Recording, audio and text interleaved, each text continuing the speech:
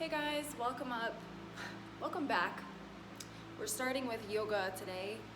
I just kind of wanted to talk before we get started about thought structure and a lot of focus going into the fact that we are able to control our thoughts. What do I mean by that? Well, I don't know if you guys have heard about this or not, but it's thought replacement, or basically replacing a negative thought with a positive thought. So kind of along the same lines of when I was talking about opposite action. So when you think of something that you don't want to do, or you think of something you do want to do but you know it's bad, doing the opposite of that. So if I want to scream at my dog, and I know that's wrong, instead of screaming at my dog, I'm gonna give her a bunch of hugs. Or if I want to eat a bunch of candy, instead I'm gonna go outside and run around, because I must be pretty bored. Okay, so it's kind of along those same lines. This, however, is allowing those thoughts to come up, and instead of thinking about the opposite action, this has to do more with instead of just thoughts, like thinking about something you want or want to do, impulses, we're not talking about those. We're talking more about intruding thoughts that come to us. I guess they could be coming impulsively, but thoughts we choose to engage in, whether it's impulsively or not, that come to us that is negative talk. Primarily self-talk is the biggest concern. And really all of it is because, for example, my boyfriend has a lot of thoughts about the world and what's going on with our country right now. And there are definitely things in this world that are very sad and depressing and things that are out of our control. And unfortunately, that stuff, he's very empathetic, and that stuff really gets to him. And so, although that's not necessarily directly a personal thought, it really is, because it ultimately affects other people in the world, which in turn affect him at some point too, right? So it really is just, it's worries about stuff that's not in your control, that is negative. It's just negative thoughts. We're replacing negative thoughts with good thoughts. That was a lot of talk to say that, but that is a good example. Another thing, let's say we all have our days where we just don't feel great. You know, you might feel like your hair is just not working. If you haven't been able to tell, I've been playing with my hair this whole time, so that's definitely one thing currently that I can say I am experiencing.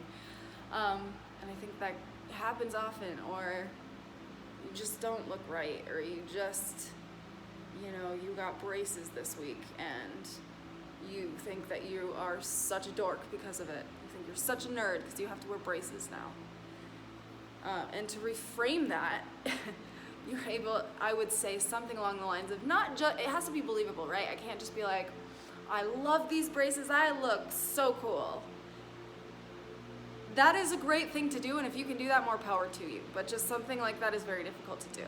So an easier step is to look at what it is that you're grateful about having those braces is for. In 3 years, only 3 years, guys. I'm 30. Trust me, from 12 to 15 is not a huge chunk of time. In the grand scheme of things, maybe, right now it feels like forever, but in the grand scheme of things is a very small chunk of your time where you have to be uncomfortable, as opposed to being, just decent your entire life. Now you get a chance to have your braces. You get braces to fix whatever crooked teeth, whatever that you have. Even if you don't agree with the braces, there are things to think about that they're good for, right? There's always something good to come out of everything. So that's a really good example. Another one, with the coronavirus, a lot of people are out of work.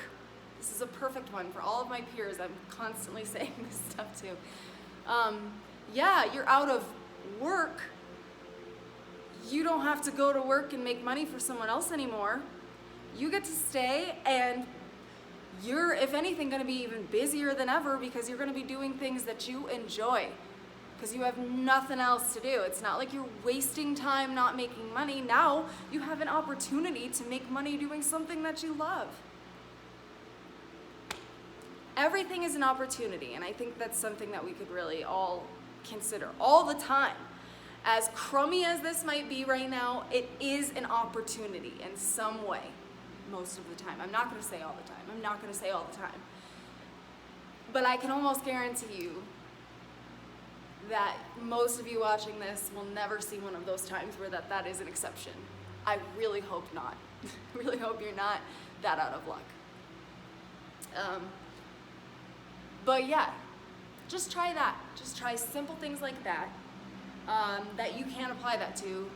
So if you're having a negative thought in your life, unless, like I said, it's one of those very rare things that is so incredibly drastic that is no way beneficial, is no way an opportunity for anything ever at all, you know, I can't say. I'm not you, and I'm not going to pretend like I know what's more and less harmful for you personally. But what I can say is to handle those things and to become a stronger person because of them.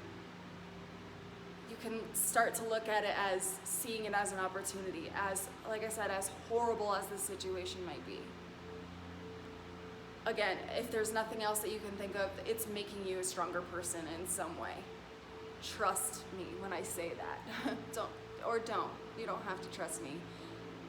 But understand that even if someone that I love is causing me pain, or someone that I thought loved me is causing me pain, or I thought should love me, or whatever is causing me pain, it is an opportunity for me to be strong. Let them make the mistakes. Let them make the mistakes and keep myself in the right and keep myself a good person. Keep doing things that I know are not causing any pain, and if they're in pain, then that's their fault. That's their issue. That's their problem. I'm doing nothing wrong. I know that I'm a good person, and this takes introspection too, which I hope we've talked about. Just listening to yourself, not being distracted, listening to yourself. You'll have a bad feeling. You'll feel icky if you're doing something wrong. You know, it's intuition. You'll have an icky feeling. It's about listening to that. And if you don't feel it right away, that's okay. Again, I'm 31. It took a lot of practice for me to feel this way, that I could trust my intuition. But going with the things that you've learned that are right and are wrong, whether it's through your peers, your teachers, your parents, me, if you do kickboxing, your kickboxing instructor, your gym teacher, your friend's older sister, older brother, whatever. Things that you have heard that you can understand are right. Those are the things that you continue to practice, and when other people break you down, that's when you know I'm right and they're wrong, and even if they're causing me what they think is pain right now, they're just widening that gap between right and wrong, and I'm going in the right way, and all they're doing is widening it, so they're going the wrong way. So if you stay with what you know is right and what you know is helpful and good to you and good to everyone else around you, then there's nothing that can stop you. There's nothing that can stop you.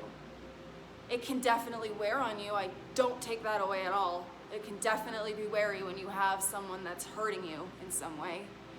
Of course, I know, and I don't know where you are. But there's always an opportunity, like I said, to be able to realize how tough you are, that you got through that. That was a horrible thing, and you got through it. That's incredible. So keep doing it, and look at yourself now. You did nothing wrong. You can't even look back and say, I'm sorry, because, I mean, maybe you probably can, of course, but you might not even have to if you keep on practicing the right things that we know is right based on our intuition. Okay. So let's do some yoga. It was really long, really introduction forward, but I want to do we'll warm up, we'll do a little flow, we'll do a bit of yin, which is those long stretches, and we'll wrap it up. It'll be a really quick class, and hopefully you got something out of that to go into this practice with. Maybe set that as your intuition, your intention, focusing on your intuition is your intention for today. listening to what you know is right and practicing and following through and showing up for yourself, as Jamaica would say. Okay, so let's find child's pose on the ground. Setting up your breath, establishing the rhythm for your practice. Knees open or knees together, either one is fine. Take a deep breath in, inhale. 2, 3, 4. Exhale. 2, 3, 4. Again, inhale. 1, 2, 3, 4. Exhale. 1, 2, 3, 4. Coming up to all fours. Doing some cat and cow, following the rhythm of your breath. Inhale's dropping the belly, exhale's rounding the spine. Maybe some twists with the head and the hips. Again, following the breath. On your next inhale, right toes back, toes facing down, flex your foot. Stay here, or if you can balance, reach your left hand forward. Take a deep inhale and stretch. Exhale, round elbow to knee.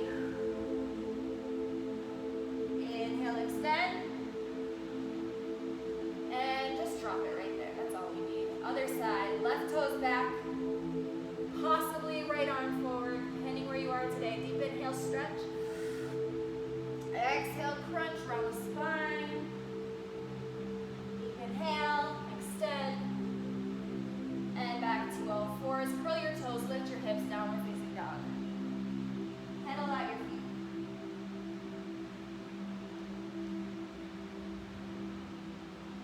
Move your hips around, shake out your head, press your palms into the floor and push yourself to the back towards your heels. Maybe your heels are down on the ground today, who knows? Maybe not yet. Inhale the right toes, lift them high. Bend the knees, stack your hips, open up your hips. Kick your butt. Wiggle around, move those hips. Just loosening up that leg. Next inhale, extend the legs, square off the hips. Exhale, send it all the way through to a runner's lunge. Back toes are up. Sorry, back heel is up. Take an inhale, rise all the way up. On your exhale, twist. Left arm forward, right arm back. I'm twisting. Stretch through the fingertips. Stretch through your crown. Back leg is straight. Inhale, reach that left arm up. Try and grab your back thigh with the other hand. And then exhale all the way down. Left arm down, right arm up. Exhale, both arms down. Step back to plank. Lower the knees all the way down. Chest comes down. All the way down. The tops of the feet stay on the ground. Lift just your shoulders. Keep the palms face down on the ground. Stretching your head up and out. Exhale, release. This time, inhale, press all the way up. Upward facing dog, thighs come up. Exhale, back to all fours. Curl the toes, downward facing dog.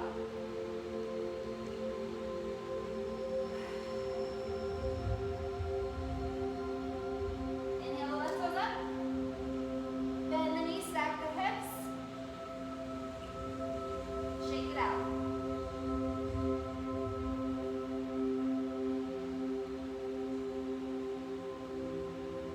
Exhale, step it all the way through to a lunge. Back leg is straight, back heel is up. Inhale, reach up. Exhale, twist. Left arm back, right arm front. Stretching between my fingertips. And then inhale and lift that back arm up.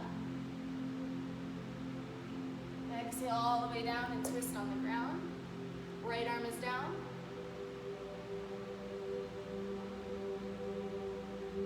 Exhale, chaturanga.